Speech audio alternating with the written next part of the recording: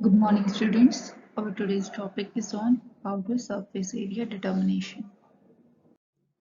So first is the specific surface.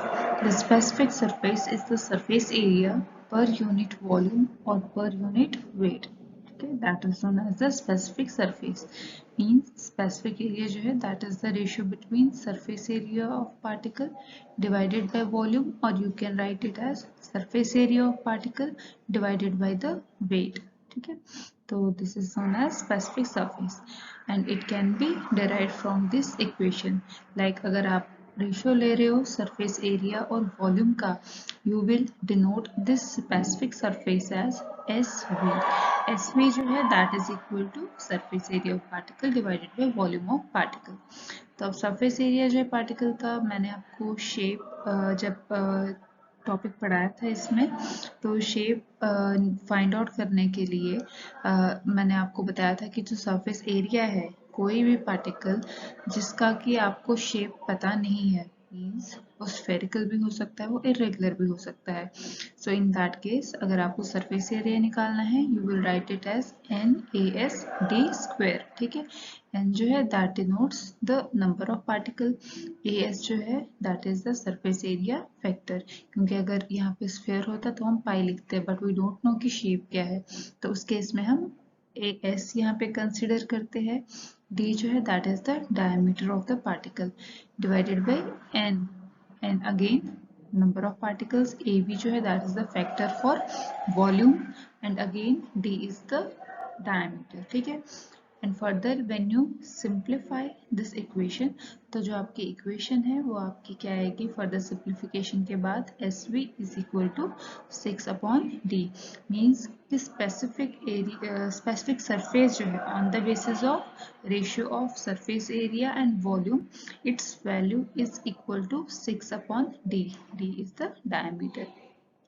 Now अगर आप wait को कंसिडर कर रहे हो, तो उस केस में जो आप स्पेसिफिक सरफेस है, you will write it as SW. और SW जो है that is surface area of particle divided by weight of particle. ठीक है, तो surface area of particle again NASD square divided by weight of the particle. ठीक है, अब wait जो है किसके इक्वल होता है, डेंसिटी इंटू वॉल्यूम. ठीक है, तो यहाँ हमने वेट की जगह डेंसिटी इंटू वॉल्यूम लिखा है. तो डेंसिटी को हम रिप्रेजेंट करते हैं रो से इंटू वॉल्यूम. तो अगेन वॉल्यूम का भी मैंने आपको शेप वाले टॉपिक में बताया था कि उसके लिए जो हम फॉर्मूला यूज करते हैं for any particle that is NAV into DQ. तो यहाँ पे AB जो है that is the factor for volume. ठीक है, ना उसके बाद जब आप फर्दर इस इक्वेशन को सिंप्लीफाई करोगे, तो ultimately you will get equation SW is equal to 6/ρ into D. ठीक है, मीन्स कि अगर आपने किसी भी पार्टिकल का स्पेसिफिक सरफेस फाइंड आउट करना है by considering the wait of the particle, तो आप उसके लिए ये फॉर्मूला जो है वो यूज कर सकते हो. So by means of this mathematical equations you can find out the value of specific surface of the particle. तो अब जो हमने कैलकुलेशन की, तो उससे हम कह सकते हैं कि अगर आपको किसी भी पार्टिकल का सरफेस एरिया फाइंड आउट करना है, you can determine it by knowing the diameter of the particle. तो डायमीटर अगर पता होगा, साइज पता होगा, उसके बेसिस पे आप सरफेस एरिया कैलकुलेट कर सकते हो. Then other than that method, there are more two methods by which you can determine this surface area directly. ठीक है, तो डायरेक्टली अगर आपने सरफेस एरिया फाइंड आउट करना है, उसके लिए हम दो मेथड्स यूज कर सकते हैं. फर्स्ट वन जो है that is the adsorption method and second one is the air permeability method. अब जो एडसॉर्प्शन मेथड है उसका कॉन्सेप्ट क्या है या प्रिंसिपल क्या है, कि इसमें क्या होता है कि हम ये देखते हैं कि कितने मॉलिक्यूल्स ऑफ गैस या फिर कोई भी सल्यूट है, कितने मॉलिक्यूल्स उसके एड्सॉर्ब हो रहे हैं एक पार्टिकल के सरफेस पे. तो जितना उनका जितना वो एड्सॉर्ब हो रहे हैं, ठीक है, या जितना वॉल्यूम ऑफ गैस एड्सॉर्ब हो रहा है ताकि उस पार्टिकल के अराउंड एक मोनोलेयर की फॉर्मेशन हो, that is known as the adsorption method. उसके बाद सेकंड जो है that is the air permeability method. Air permeability method जो है इसमें हम क्या करते हैं, पाउडर बेड प्रिपेयर करते हैं and through that powder bed हम पास करते हैं किसको, गैस को, ठीक है। तो उसके बाद किस रेट से वो गैस पास हो रही है through that powder bed, that also determines the surface area of the powder particle. आगे हम इन दोनों को फर्दर एक्सप्लेन करेंगे किस तरह से हम सरफेस एरिया डिटरमाइन कर सकते हैं। So first method is adsorption method. In this, particles having large specific surfaces are good adsorbents of gases and solutes from solution. Means जो भी particles होते हैं जिनका specific surface area ज़्यादा हो, तो उन पे क्या होगा, उन पे ज़्यादा नंबर ऑफ गैस के मॉलिक्यूल जो है वो एड्सॉर्ब होंगे, या फिर अगर आपने क्या किया है, वो पाउडर जो आपका मटेरियल है अगर आप उसको किसी सोल्यूशन में, सपोज आपने उसको मिक्स किया किसी सोल्यूशन में और उस सोल्यूशन में कोई और सल्यूट पार्टिकल्स है, तो वो सल्यूट पार्टिकल्स क्या करेंगे, वो पाउडर के जो पार्टिकल है उसके सरफेस पे एड्सॉर्ब होगा। तो अगेन अगर पाउडर जो पार्टिकल है उसका स्पेसिफिक सरफेस जो है अगर ज़्यादा होगा तो उस पे सल्यूट के मॉलिक्यूल्स भी ज़्यादा एड्सॉर्ब होंगे। This is the concept behind to determine this surface area of the particle, ठीक है। अब इसमें क्या, in determining the surface of adsorbent, the volume in cubic centimeter of gas adsorbed per gram of adsorbent can be plotted against the pressure of the gas at constant temperature to give a type 2 isotherm, ठीक है। सबसे पहले यहाँ पे अगर हम एक normal adsorption की बात करेंगे, तो जो एड्सॉर्प्शन है उसके लिए जो फर्स्ट पॉइंट आता है, जो फर्स्ट ग्राफ हमारा आता है, that is based on the Freundlich adsorption curve, ठीक है। जो फ्रेंडलिच साइंटिस्ट था उसने क्या बताया था कि अगर आपके पास कोई पार्टिकल है, कोई सॉलिड सरफेस है, ठीक है, तो अब आप क्या कर रहे हो, यू वांट कि जो गैस के मॉलिक्यूल्स है वो एड्सॉर्ब हो जाए उस सॉलिड पार्टिकल के सरफेस पे, ठीक है। तो इसमें क्या होगा कि जो ये एड्सॉर्प्शन है गैस मॉलिक्यूल का on the solid surface, that depends on the pressure. Means जैसे जैसे आप प्रेशर इंक्रीज करते जाओगे तो जो ये गैस के मॉलिक्यूल्स है they will start to adsorb on the surface of the solid particle, ठीक है। तो उसके बाद क्या होगा, जैसे जैसे आप प्रेशर को इंक्रीज करते जाओगे तो एक पॉइंट ऐसा आएगा जहाँ पे क्या होगा, एक मोनो मॉलिक्यूलर लेयर की फॉर्मेशन होगी। अब यहाँ पे आप देख सकते हैं कि ये जो है आपका this is the solid surface, ठीक है, मीन्स कि आपका सॉलिड पार्टिकल है। अब इस पे गैस के मॉलिक्यूल जो है वो एड्सॉर्ब हुए हैं and they have formed a monomolecular layer and this was suggested by the Freundlich, ठीक है। तो इसमें फिर बताया कि अगर हम इसके बेसिस पे एक ग्राफ प्लॉट करते हैं between the volume of gas और molecules of gas that adsorb on the solid surface and the pressure, तो हमारे पास से इस तरह का ग्राफ आएगा, ठीक है। तो जहाँ पे x एक्सिस है यहाँ पे हम प्रेशर की वैल्यू लेंगे और जो y एक्सिस है दैट डिनोट्स कि कितना गैस आपका एड्सॉर्ब हो रहा है सॉलिड सरफेस पे, ठीक है। तो इस ग्राफ में यहाँ आप देख सकते हैं कि जैसे जैसे आपने प्रेशर इंक्रीज किया तो जो नंबर है गैस का मॉलिक्यूल्स का वो भी इंक्रीज हो रहा है, ठीक है। तो मीन्स कि ये मॉलिक्यूल जो है वो उनका नंबर बढ़ रहा है और वो ज़्यादा से ज़्यादा एड्सॉर्ब हो रहे हैं सॉलिड के सरफेस तक, ठीक है।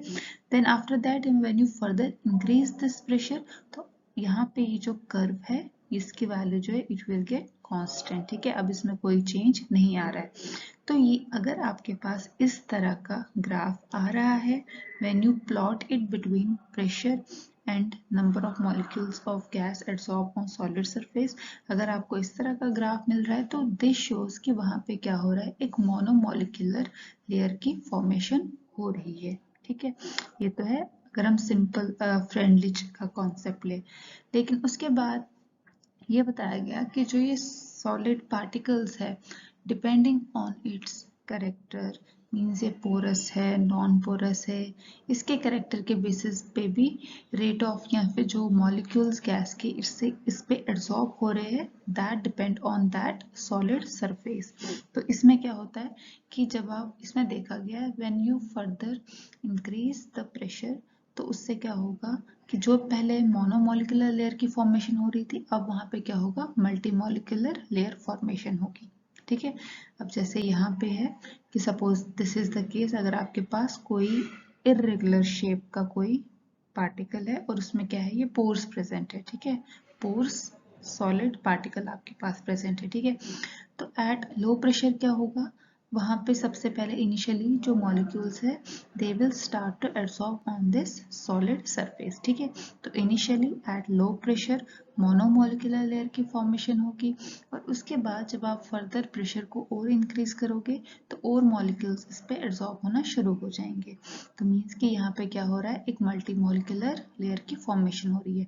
अगर आप यहाँ पे देखते, यहाँ पे क्या था, सिर्फ एक मोनोमोलिकुलर लेयर थी। ठीक है, या फिर अगर आपके पास कोई इस तरह सिंपल कोई सॉलिड पार्टिकल है तो उस केस में भी क्या होगा कि जैसे यहाँ पे है ये नॉन पोरस है, this one is the porous. ठीक है, तो यहाँ पे पहले इस तरह से अरेंज हुआ। तो अब अगर नॉन पोरस है उसमें भी क्या होगा, पहले जो ये मॉलिक्यूल्स है they will form monomolecular layer और उसके बाद वो क्या होंगे, उसके ऊपर और ज्यादा एड्सॉर्प्शन होगी और वहां पे एक मल्टी मॉलिकुलर लेयर की फॉर्मेशन होगी। ठीक है, तो उस केस में जो आपका ग्राफ होगा it will be like this. ठीक है, ये आपका सिग्मॉइड ग्राफ होगा। अब इस सिग्मॉइड ग्राफ में यहाँ पे हम क्या देखते हैं कि जैसे मैंने आपको मोनोमोलिकुलर लेयर के बारे में बताया था कि आपका इस तरह का ग्राफ आएगा। ठीक है, अब अगर आप इसमें देखो कि इस वाले ग्राफ में ये पैटर्न आपको कहाँ देखने को मिलेगा, एट द इनिशियल स्टेज। ठीक है, ये जो है मीन्स हम ये कहेंगे up to point B, B point तक क्या हुआ, एक मोनोमोलिकुलर लेयर की फॉर्मेशन हुई। ठीक है, देन उस बी पॉइंट के बाद जब आपने प्रेशर और इंक्रीज किया तो वहां पे क्या हो गया, ये देखो दिस ग्राफ स्टार्ट इंक्रीजिंग। ठीक है, यहाँ पे इसका लेवल इंक्रीज हो रहा है तो दैट मीन्स कि अब यहाँ पे और गैस के मॉलिक्यूल्स एब्सॉर्ब हो रहे हैं फर्दर। ठीक है, तो इनका नंबर इंक्रीज होता जा रहा है, दैट शोज कि यहाँ पे एक मल्टी मॉलिक्यूलर लेयर की फॉर्मेशन हो रही है। ठीक है, तो अब आपने अगर किसी भी सॉलिड पार्टिकल का सरफेस एरिया फाइंड आउट करना है तो यू हैव टू डिटरमाइन कि कितने मॉलिक्यूल्स का मतलब जो गैस के मॉलिक्यूल्स एब्सॉर्ब हो रहे हैं सॉलिड के सरफेस पे उनका क्या वॉल्यूम है। लेकिन जो गैस के मॉलिक्यूल्स है वो क्या वहां पे कर रहे हैं, मोनोमोलिकुलर लेयर की फॉर्मेशन कर रहे हैं सिर्फ तब तक। ठीक है, कि कितना वॉल्यूम ऑफ गैस रिक्वायर्ड है for the formation of this monomolecular layer. ठीक है, तो that will represent the surface area of that particle, क्योंकि उसके बाद अगर आप लोगे तो उसके बाद तो फर्दर मल्टी मॉलिकुलर लेयर की फॉर्मेशन हो रही है।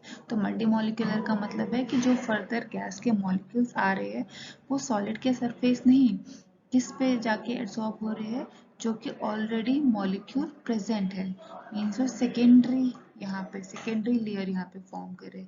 लेकिन जो आपने रीडिंग लेनी है, जो आपने कंसिडर करना है that is only this monomolecular layer. तो कितना वॉल्यूम है गैस का जो एब्सॉर्ब हो रहा है सॉलिड सरफेस पे to form this monomolecular layer, that will represent the surface area of that solid particle। ठीक है, this is the concept behind this absorption method. और इसमें जो ये ग्राफ यहाँ पे आपको ये सिग्मॉइड वाला ऑब्टेन हुआ है that is known as the type 2 isotherm और ये जो ग्राफ है इसको हम कहते हैं टाइप 1 आइसोथर्म। ठीक है, और इसमें फर्दर और भी आइसोथर्म्स है जो कि इस चैप्टर में आपके है नहीं, वो नेक्स्ट आपका आगे जो चैप्टर होगा उसमें हम सारा इसके बारे में पढ़ेंगे। बट फॉर टुडे आपको सिर्फ इस चीज का मतलब बेसिक कैसे मोनोमोलिकुलर लेयर फॉर्मेशन होती है, उसमें किस तरह का ग्राफ आता है और मल्टीमोलिकुलर अगर होगा तो किस तरह का ग्राफ आपको मिल सकता है। In this case you have to only study this part. So on the basis of this adsorption method जो हम गैस यूज करते हैं सरफेस एरिया फाइंड आउट करने के लिए, that is the nitrogen gas. ठीक है, तो अब मैंने आपको बताया कि जो गैस मॉलिक्यूल्स है they form a multi molecular layer on the surface of the particle, जिससे कि आपको ये ग्राफ मिलेगा। ठीक है, लेकिन अब जैसे यहाँ पे मल्टी मॉलिक्यूलर लेयर की फॉर्मेशन हो रही है, ठीक है, और इसमें जो ग्राफ है आपका वो सिग्मोइडल है, नॉन लीनियर है। ठीक है, तो you can get accurate value of this volume from the equation that is known as the BET equation. BET equation जो है that is named after three scientists Brunauer, Emmett and Teller. ठीक है, तो BET equation जो है वो हम किस में यूज करते हैं, जब gas molecules multi molecular layer form करते हैं सॉलिड पार्टिकल के सरफेस पे। ठीक है, so this volume of nitrogen gas, जिसको हम Vm से रिप्रेजेंट करते हैं इन centimetre cube, that 1 gram of powder can adsorb when monomolecular layer is complete is more accurately given by using BET equation। तो मैंने आपको कहा कि सरफेस एरिया के लिए हम कंसिडर करते हैं कि कितना वॉल्यूम ऑफ गैस रिक्वायर्ड है या कितना वॉल्यूम ऑफ गैस जो है एक मोनोमोलिकुलर लेयर बना रहा है पार्टिकल सरफेस के around, and the accurate value can be obtained from this equation. तो इस केस में जो हम इक्वेशन यूज करते हैं इस वॉल्यूम को फाइंड आउट करने के लिए, that is this BET equation in which we take P upon V into P not minus P। ठीक है, P जो है दैट इज द प्रेशर, जिस प्रेशर पे हमने वॉल्यूम की वैल्यू लेनी है। ठीक है, मीन्स कि पर्टिकुलर प्रेशर पे कितना वॉल्यूम ऑफ गैस जो है वो एब्सॉर्ब हो रहा है सॉलिड सरफेस पे। P नॉट जो है that is the saturation pressure. Saturation pressure means कि वो प्रेशर जहाँ पे मोनोमोलिकुलर लेयर की फॉर्मेशन हो चुकी है। ठीक है, उसको हम क्या कहेंगे, सैचुरेशन प्रेशर। P जो है दैट इज नॉर्मल, जो आप प्रेशर की वैल्यू कहीं पे भी ले रहे हो थ्रू आउट दिस रेंज। ठीक है, तो दैट इज P। अब Vm जो है that is the volume of the gas that forms the monomolecular layer। ठीक है, this V is also volume of gas that forms layer on the gas, लेकिन यहाँ पे कौन सा लेयर है, अगर मल्टी मॉलिक्यूलर लेयर भी बना रहा है मीन्स कि total volume of the gas, लेकिन Vm जो है that is the that volume of gas that forms the monomolecular layer. ठीक है, तो ये हमें Vm की वैल्यू जो है ये फाइंड आउट करना है। इससे हम फर्दर फाइंड आउट कर सकते हैं कि क्या सरफेस एरिया है।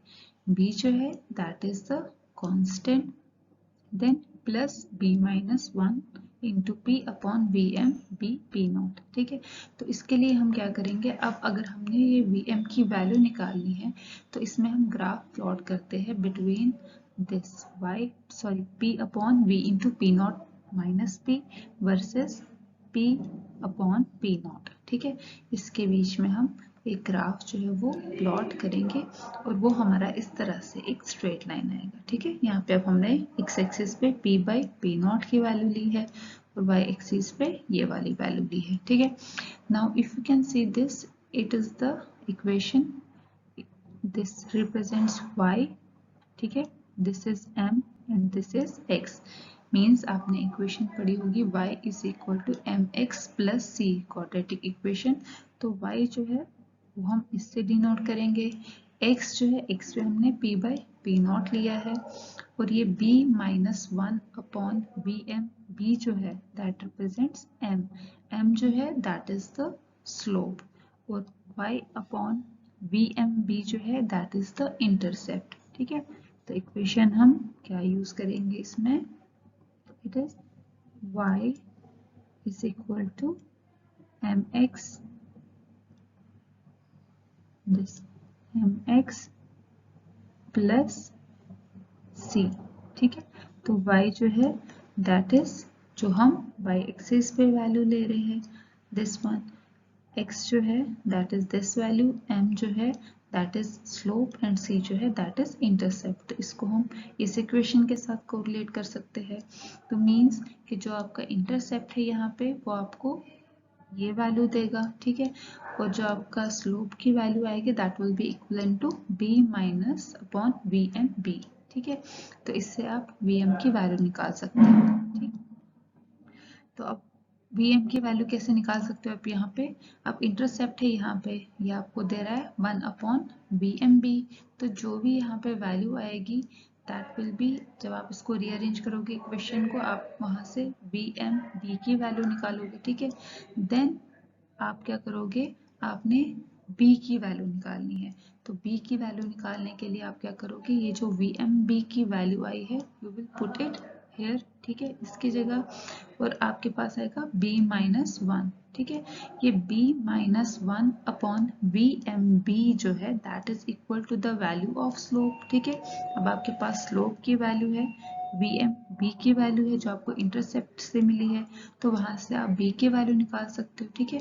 तो आपके पास b की वैल्यू भी मिलेगी, और फर्दर उस b की वैल्यू को आप यहाँ पे पुट करके यहाँ से 1 अपॉन vmb को इक्वल टू इंटरसेप्ट की वैल्यू के साथ कोरिलेट करके आप फर्दर vm की वैल्यू निकालोगे, ठीक है।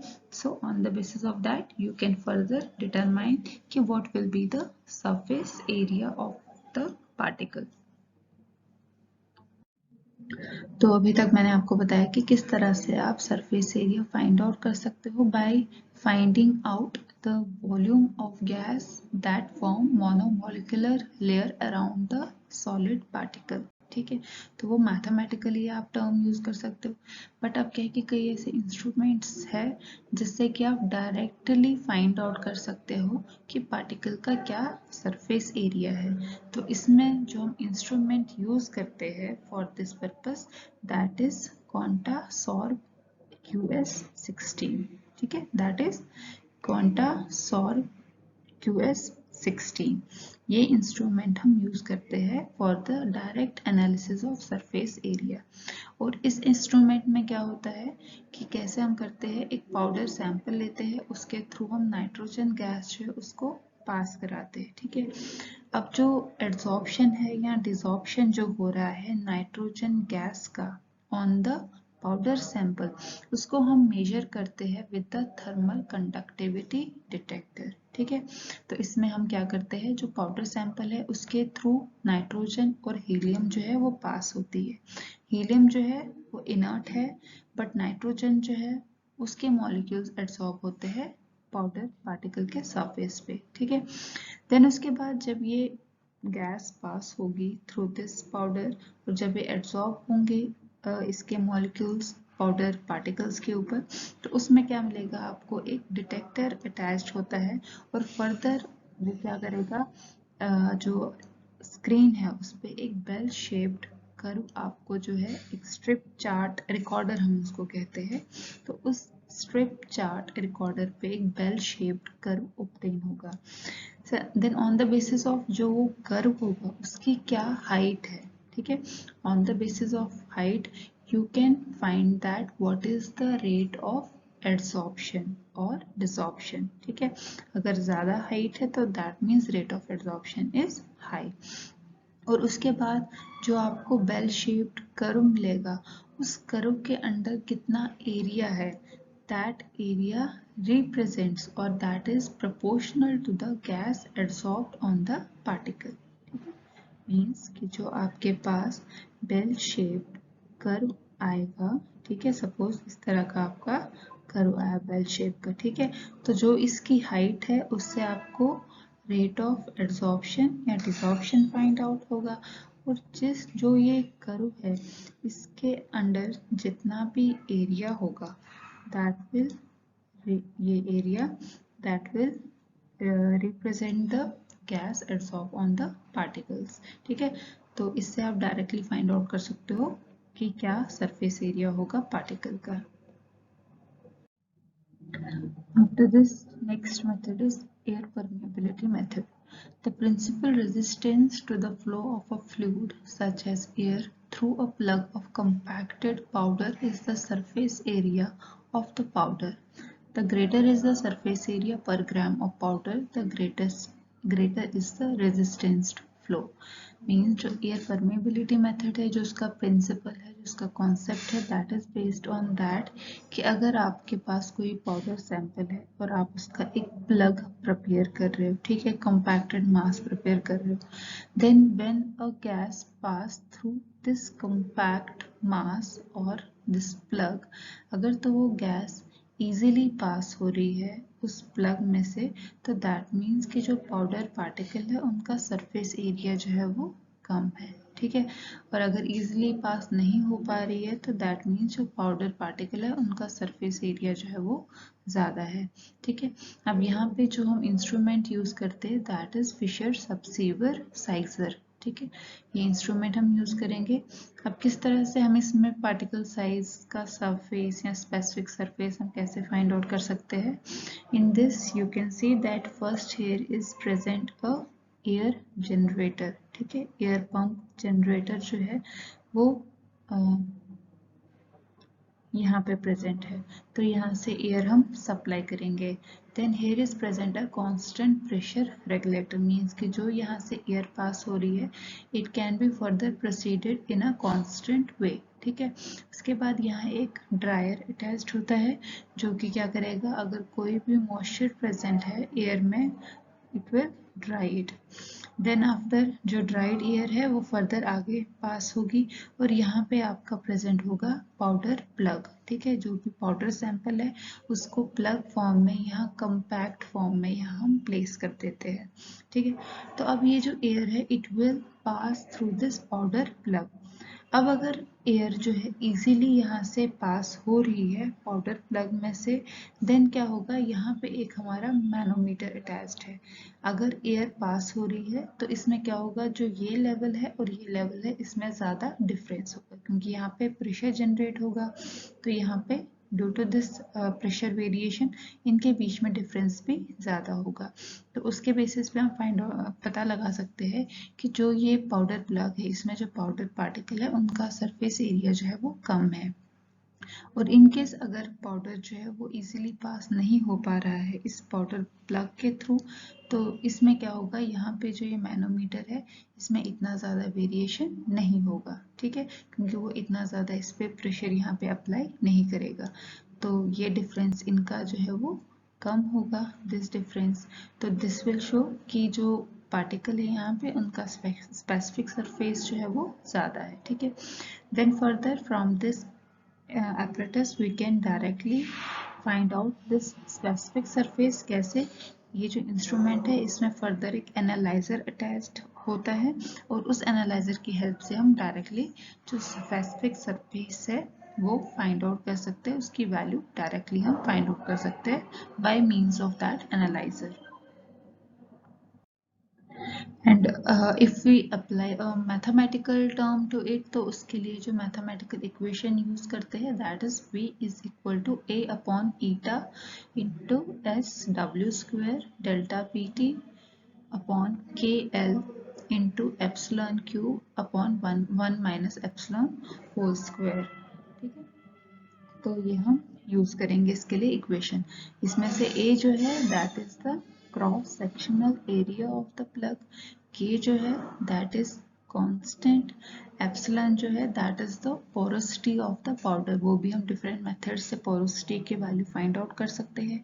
Delta p is the pressure difference, जो मैनोमीटर में जो प्रेशर डिफरेंस जनरेट होगा दैट इज डेल्टा p।